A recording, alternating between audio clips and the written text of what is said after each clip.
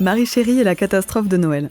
Ça, c'est moi qui ai décidé que cette année, au lieu de faire une bûche de Noël traditionnelle, j'allais plutôt faire un gâteau en forme de sapin. Je me suis dit qu'en plus, ce serait beaucoup plus joli sur la table de Noël. Pour le goût, je suis partie sur un gâteau matcha, une crème à la pâte de sésame noir maison et un crémeux yuzu et huile d'olive. Seulement voilà, j'ai un peu trop pris la confiance et j'ai empilé des gâteaux les uns sur les autres sans en mettre aucun au frigo. Donc évidemment, au bout d'un moment, malgré cette tige en bois habilement placée au milieu, le gâteau ressemblait plus à une tour de Pise. Même mon double menton était outré. J'ai ensuite pris une grande inspiration, j'ai mis tous les gâteaux au frigo et le montage s'est beaucoup mieux passé.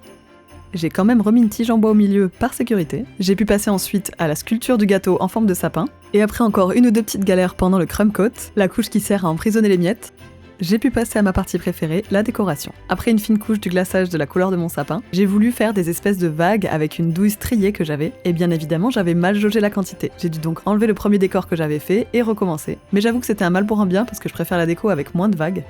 Et tout est bien qui finit bien parce qu'après quelques paillettes, des sprinkles et des petits nœuds que j'avais fait en meringue, le sapin a pu briller de mille feux.